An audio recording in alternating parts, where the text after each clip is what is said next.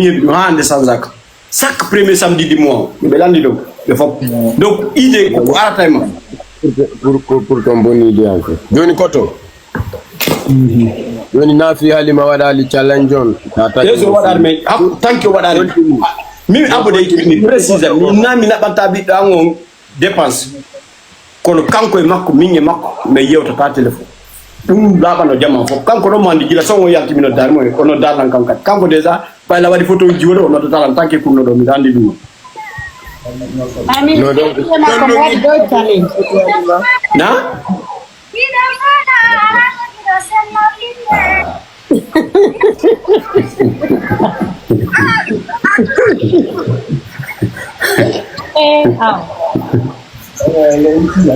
kono me kit ko revient et puis o ya ko parti revient là o ko la photo wala ndodon wala me buti no na seda ko da andi ake bilan non goddo adna la fop inna maka kular ba kita ma tu ya ha ku tudi nata akale den non est-ce que ara ka kular benay wosi anangi kular yeyi ko buru ya nangi kular adi abomni akita dum dogal ya ko fel ka de vie capazma wadi no e bay vi mo tama yo wada salanson me habi non na ara ko da ara engal jaman fo no andu ko nu waddi be revient file revient mom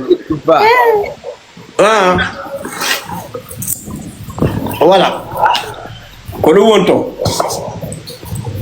donc ara do ko 5 minutes lutti rendo bien ka ko no marra question ankade mi yetana ran ko dal mi andama ko joni mi wotima kana ko seda billahi sabu be do dido ana ko ala sabu mindo lamfalma ya wada menga kapela parce que aduna fomo landa telegram invite mano ankade ya pana no min be invite lan ko pana de e rawani mi yono mi walliti mi berko mi wayi ko mi wadande be fop mi wadani be mi nabani be jije basiru mi nabani be jije so mi nabani be habib fatako petit yero ombo kadi ko benno mi nabannobe ko soirée mabbe ko yata 100 km tout le temps ko min jogino benno wondu mabbe wallitibe berko wayi kon fo kono hikka bana fena on la mari golle bus no gasa mi yoya ya la dernière minute mais no pour l'instant bana fena on fop fena na horam mara programme kato et puis taw yejitu katumba mi yedum bokkodiri adna lam fo mi artu ko dan ndi no ngel voilà dum non ko taw yejitu de mi artu do le 2 le 3 ko de ngedi le 6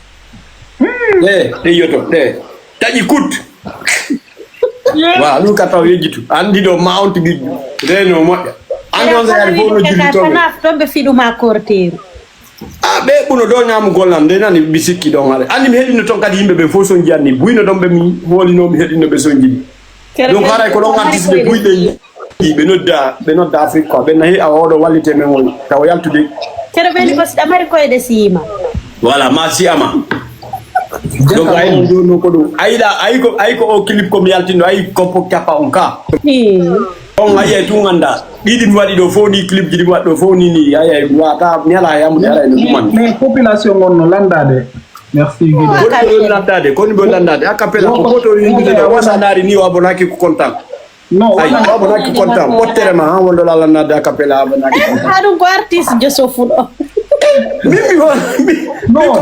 mi comme artiste de peuple habi ko fo woni andi arafat mi arafat ko hunde wotel me marno encore non grand joni grand artiste de peuple ay do dalo inde ma warane akapela haram mo jodi bo akapela haram wa abona gol compte ma wabona ki aram na yawre no andi on wari do ko no wadi na bono ko andi hari en do dinno de ngaboni ko compte jimo carte compte makko boni compte blé daron do mi anda ko no woniri men ala ammi few joni mi ino mo Allah sedi mi anda ko ni min mi addino kono ko woni addani min mi yari few carter do compte mo mi aboni o mi aboni compte carter on hande mo mari 140.000 abonné mi anda hon ton compte mi yari mo hande ko ti on compte o madi a fami donc bien ka do hari mi anda fo et puis mi no bien ka nyande gono saboto la parani joni ko sirabe non non men gaydino andi mi fop de la fop saboti la do grand de bobi france no be mi ko mette ko bobi no ari no jetti ay biddo mo ngono no saboto la ni ko mi wadi o mawdo fusi mi wada billahi wallahi fusi mi wada mo fusi be bonno yidi do fo sabotir no damo biyon ka ino no dum ko feji non terto ne biare wandi dirare andi dirgo ani mi ko rezo so dum dan ko rezo jigaani Men Mbiya joni ko grand. fekata ko Grand. ene donc ƴettuno sombere makko nde mum kema ko non na ko karaho mabɓe komɓe ƴettuno ɓe yewti fiyan na sombere ineta ko karaho carter dari no labira hara koye won fenade pour le fouta no labago min andi koko Allah muyani lammi faɗi ɗo komi muyanami faɗi pour le fouta sagan hara ñande wo ñande ko pour le fouta mi won ndemri ko ɗum waɗi haɗɗa goto mom heeɓi o na sagan no o artayno kono waɗari salance Mais ko anno waɗani salade alani Grand hari leɗa mari geecu laba ko yeeso ma. bien ka salance ɗuma tiseron ko 12 heures de temps o waɗi 1 300 000 vies on 1 300 000 o tawa 14 c'est normal ça C'est pas normal. acce jama min kadi wonanelan seeɗa fi Allah onon kadi acce woɗon gonga fuɓe futa miɗo wonanma ede o tigi tigi on na o Allah bijo Ittuto hen man wigi. sonnaji duwaɗo wonde famotiteɗo Allah sukaɓe mamumen fof no yiɗimo kono si o waɗari salance min hollamo menen mamu kadi ko menen kadi meɗen mbawi fariyude hay lawol ngol labbe mamumen kupay ngol Kalale min haali ma ko nokku goto men. andi ɗo min gira min mi daari couple ji ɗi mamu laɓe ɗum ɗon no jombidiri vrai kadi ha mamu labbe ko hunde wotere min menen jalloteli bappirawa men ko kanko atti jombude labbe ayi kadi jajirawo men on mo jomba labbe kadi ala ji selli no jombi mo ton kanko kadi ka Écoutez live on s'il vous plaît. voilà donc de coup haray ko 30 minutes haray vraiment no ki on 40 minutes do franchement Allah rami jaabi ko carte nyande kala mi nantiɗa varia e songa mo anani ko yewta gumen mom na ko ɗum woni ɓen hari mi anda ko woni gumen e jakka ko giggol e Ko ɗum waɗi gumen. Bianca acci mi nannama goɗɗum par ce que min kalna mbaɗi droit posegol question ka bleda Damari plein droit pose kala ko fayi. de ko honto woni goɗɗo laaɓa poste yiɗa goɗɗo ara ɗum kadi ko mo jombuɗa sunna e farilla e mo maranda iɗo marde ɓiɗɗo gorko en ko honto woni yiɗugol on ko probléme Damari plein droit. ko fiyani waɗi no joni fof no ƴetti ko kundukoye maɓe kono juukino ñaari moy ni wo jeejugol giɗo her musique goto surtout hara koko daganima. Nato woni. goto mawɓe a waɗali ko to ñande o musique waɗa wartay innemo fi Allah jonnitela abba mi waɗana no musique goto musique halima oɗo kanko jeymo oɗo noon ko halima innulan ko halima jeymo minnemo way Jakaleɗa préparanimo. e mo mari son waɗa ɗo album ara heɓari son ɗini album no woodi Jakale ko jagol waɗa heraw ron ka heɓude son. oɗo kanko jeymo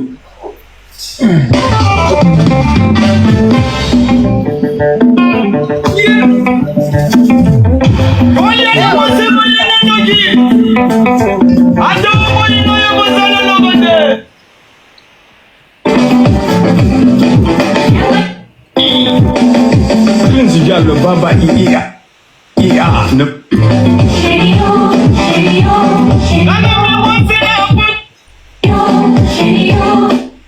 se battre avec quelque chose. Hey! Yanga no wela yanga. Yanga. Yanga. Oh, Yangi magi. Yanga no wela yanga na de mai. Ah. Yeah. Ah ouais. Oɗo noon mi kiifimo kisa. Mai ay to no yangi magi. Oro kanko jeymo. Mi e makko menen jeymo.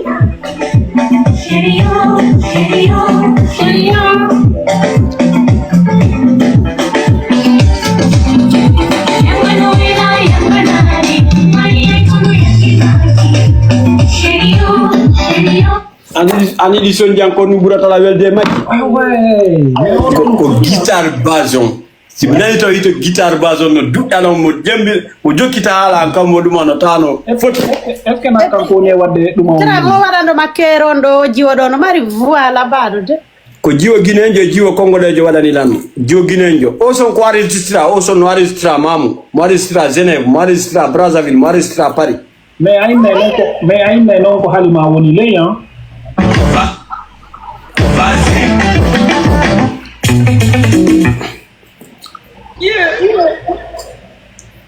Deuxième téléphone. Voilà, ok.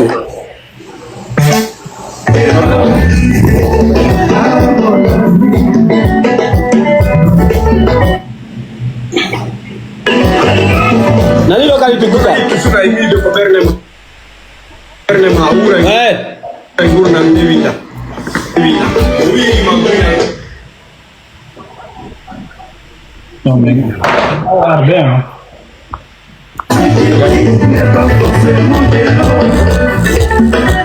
nani lokali tukuta basi kali. Les hommes qui tout le temps, c'est la petite. Nani mo. Les amis. Kuna hii suka Namari min andi me beneni andi carte téléphone nda wuli firobe ka tuwa mfudi yarandere endo kade fopon to kayda. Da wai wadde ɗon guitare on waɗa a cappella seeɗa. No mi acciri Non, la won kini mo la mi no gila 6 heures du matin mi an. yalla hokku men ɗum ɗon tum. Billahi wallahi mi waɗani on hakkapelaji tati ɗo nane. Non, 1 minute. Oh écoute déjà ɗanare on ko goto ko mi waɗani on ko ɓe mbanna ɗum e goto mi noddi ɗo ingénieur de son tabano ɗon ha ñande mi windi son o o expliqué ɗen kono son o déjà tout ça vous devez pas savoir mais exclusivement film o wononi ɗo par ce que film on ko ɗum fi kala nana ɗon sabude ɗen son wallangal No grand anani lan sabotangal. saɓoti son wallangal accindara ko giɗo dara kono e ayi kono ɗo woni ay fait kono ɗo woni mi waɗata par ce que si waɗi a kapel o jene ay mon noon jalande kono ini kadi mi waɗu Kasi a watti toon labe mamu. ko ɗum fallo mi wolu ko min telmine artu ma pita artu ko labbe si artay ko labbe Yo artu Labe. Suisse wonɗa ɗon. labbe iw noon labbe ara mamu e Suisse artu quoi ça Telle. a jangol ngol lalama nangude ngun nungu fof Et puis to Moussa ya. ha Min et puis Suisse no ɓuuɓi a nini. andi kono mi watta ɗo ala dernier min kadi kono mi watta mi yaha e karama ko par ce que mi wirdi ki an ala martude on watti so makko nda par ce que ɗon mi nani ɗon ko yurmilan seeɗa haccu mi waɗa sa par ce que min kala jogui komi waɗani Non, non, non, Ari happo. yurmi mo Happo gaso. tum waɗa, happo. Rajo waɗani ko yurmimo ɗon. Hombo e majji. ay ɓe wonɓe jalde ɗo ay ko ɓe wonɓe jalde ko ɗum woni haɗa ɓenne mi waɗi acapella mi waɗi acapella fof no jalde kadi c'est quoi le problème kono ma e probléme marɗo Billahi grand. Parce que kono ɗo woni ɗo ino ɗo ko jeli wonɗo na 1500 personnes ni on foppo inni ɗo acapella ɓuuri temedere ɓe jiɗo acapella woɓɓe ko ɓe innayno ko ɗo noon waɗi acapella hammi gayni ɗo mi waɗani on acapella et puis kadi acapella on foti kongu et puis mi jeeje kadi harana jippini hito on wanko nane wano artu yo kokoma ɗum noon aɗo nanara ɗum noon ka han Ko ɗo mi waɗata ka. ari yala. koko miɗanorta jogoy tikoro ngomi wirdo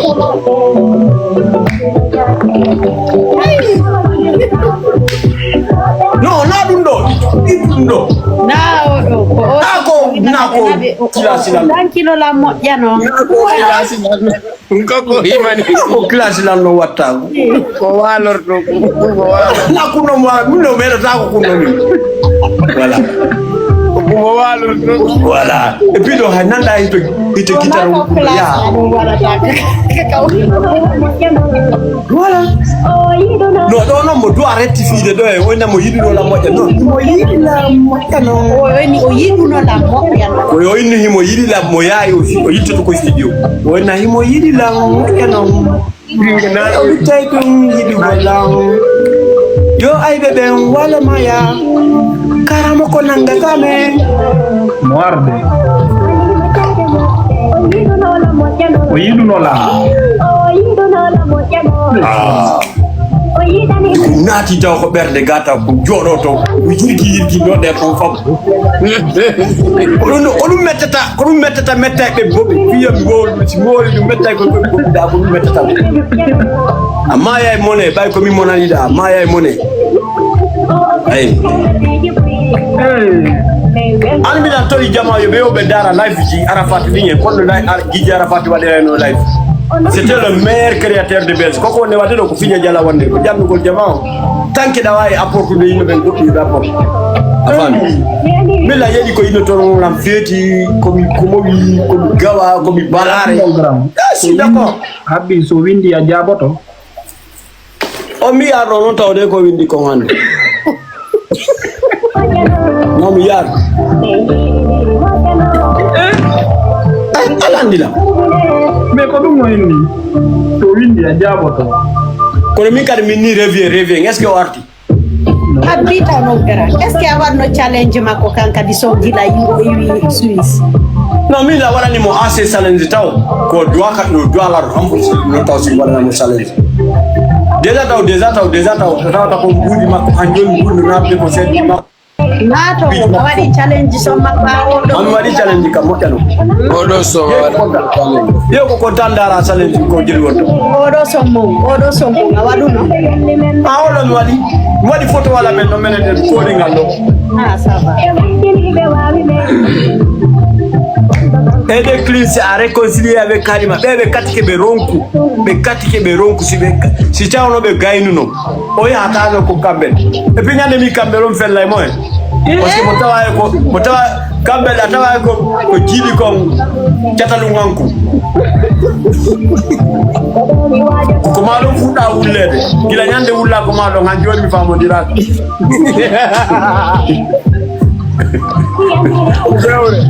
A Campbell a big problem. Non, et bien Abdi Campbell mi jidi no Campbell voilà Campbell. Ko yidi de wo fudo fuda ta do nani. Mina na fi drive men wongi nden ko life ma hangi hadima on. Voilà. Andino lambe Campbell como Mali jingaya. Ami mi sikuno ko enen ko anu mi sikuno sikodo me mi ma mi ngara o me mi la.